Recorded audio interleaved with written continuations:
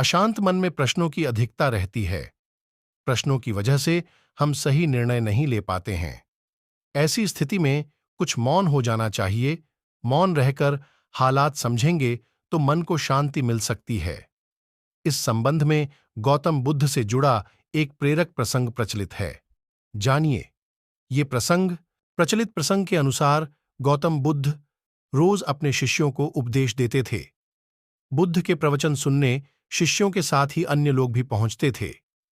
एक दिन जब बुद्ध प्रवचन दे रहे थे, तभी एक व्यक्ति पहुंचा और वह बोला कि तथागत, मैं आपसे बहुत सारे प्रश्न पूछना चाहता हूं। मेरा मन बहुत अशांत है। कृपया मेरे प्रश्नों के उत्तर दें ताकि मेरा मन शांत हो। बुद्ध ने उससे कहा कि मैं तुम्हारे प्रश्नों के उत्तर जरूर दूंगा, लेकिन तुम्हें 1 साल तक मौन धारण करना होगा।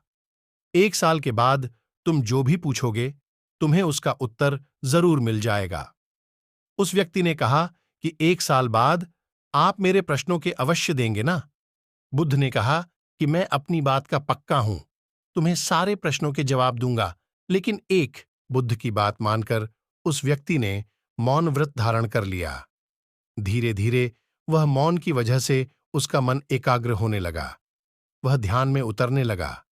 मन भी शांत होने लगा। उसके सभी प्रश्न खत्म होने लगे।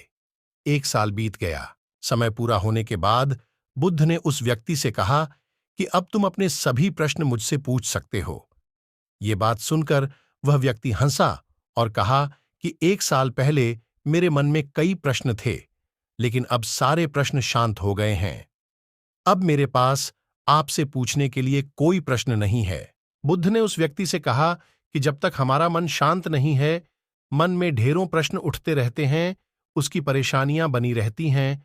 अज्ञान और भ्रम की वजह से हमारा मन प्रश्नों के उत्तर तक पहुंच ही नहीं पाता है।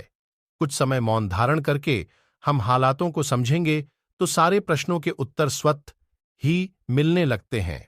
मन शांत हो जाता है तो सभी प्रश्न भी खत्म हो जाते हैं।